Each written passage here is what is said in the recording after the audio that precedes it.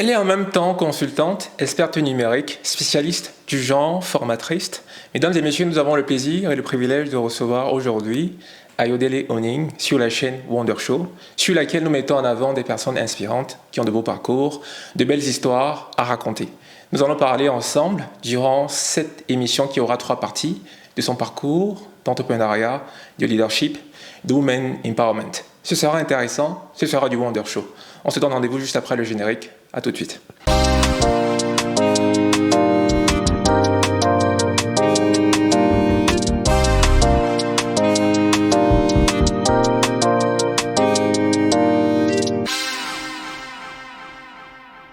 Bonjour Ayodele, comment tu vas? Bonjour Kevin, je me porte bien. Et toi? Ça va super bien, merci. Merci une fois de plus d'avoir accepté l'invitation. Est-ce que je peux te présenter pour les 2 ou 3 personnes qui ne te connaîtraient pas? Merci, c'est un plaisir pour moi d'être sur Wonder Show aujourd'hui. Je suis Ayodele Onying, je viens du Bénin. Je suis Benjamin d'une famille de 5 enfants.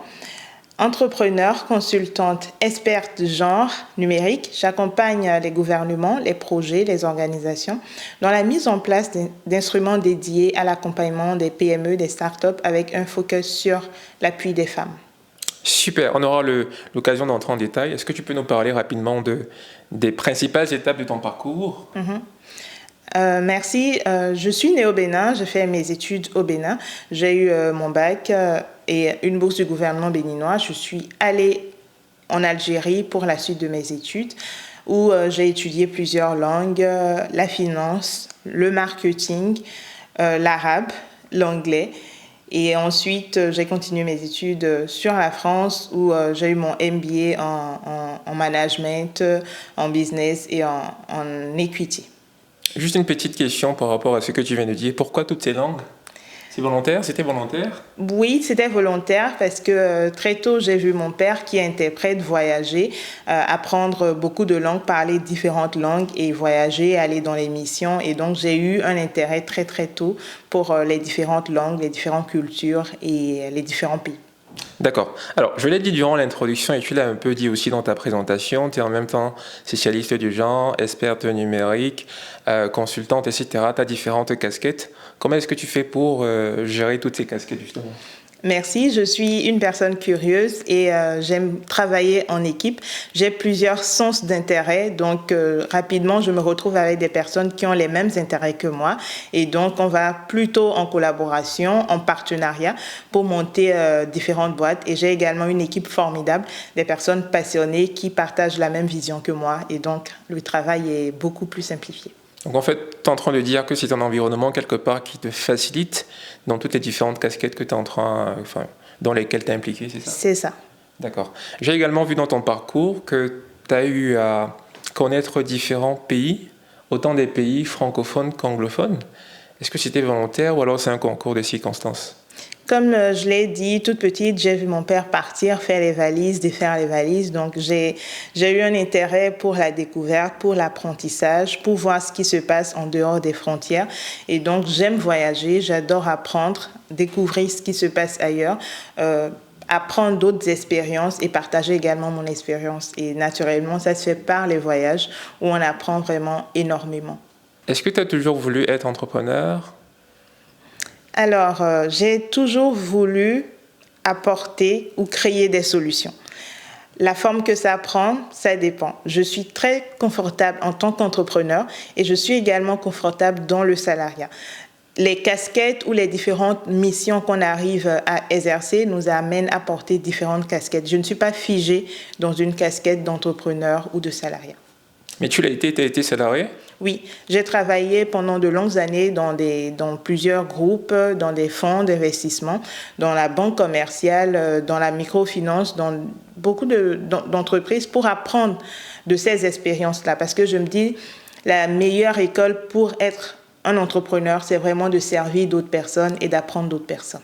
Donc, j'ai travaillé dans d'autres boîtes avant de monter mon entreprise. Donc, ça veut dire que quand tu étais dans le salariat, tu savais déjà que tu allais te mettre à ton propre compte, oui, on va dire. Ça, c'était très tôt parce que toute jeune, j'ai vu ma mère, j'ai vu plusieurs femmes autour de moi faire face à divers challenges pour monter leur business et avoir du financement. Donc déjà là, je savais qu'une fois grande, je voulais apporter des solutions dans ce domaine. Donc tous mes choix ont été faits pour aujourd'hui la personne que je suis et les différentes activités que je mène aujourd'hui. Donc depuis toute jeune, je savais que je voulais apporter des solutions.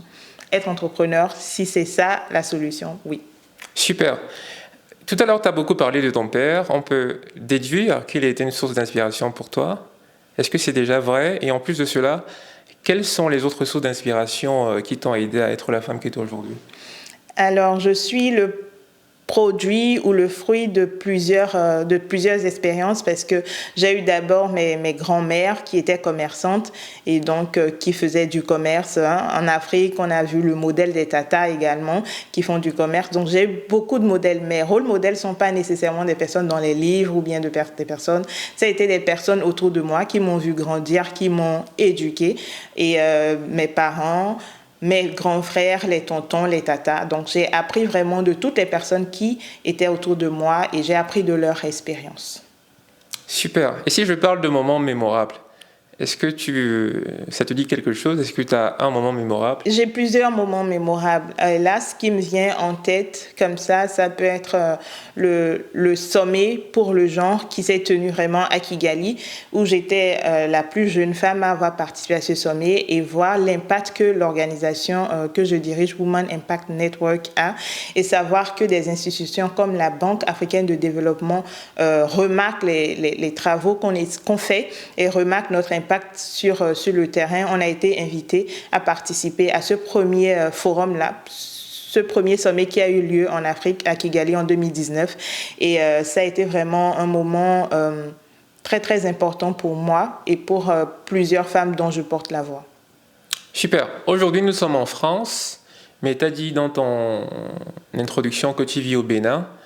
On peut véritablement voir, en t'observant, on peut voir un lien fort avec l'Afrique. Ça peut même aussi se voir aujourd'hui par la manière avec laquelle tu es habillée. D'où te vient ce lien fort avec l'Afrique? Parce qu'il me semble que tu as vécu en France. Oui. Déjà, je suis née au Bénin. J'ai grandi en Afrique, donc. Et je vois tout ce qu'on a comme trésor sur notre continent. Aujourd'hui, je parle avec toi. On a cette chose-là en commun. On porte l'Afrique en nous et partout où on va, on porte cette Afrique-là. On a envie de mieux révéler notre continent et on travaille à le faire. Et donc, cet amour-là, pour moi, vient de là. Le continent africain a un continent vraiment très, très riche. Et comme le nom de l'une de mes entreprises, Ourami, qui signifie trésor, pierre précieuse, pour moi, l'Afrique a un trésor, une richesse qui ne demande qu'à être mieux révélée au monde. Super, c'est sur cette note d'inspiration que nous allons mettre un terme à cette première partie d'interview. On se donne rendez-vous pour une seconde partie et pour la troisième partie. À très bientôt.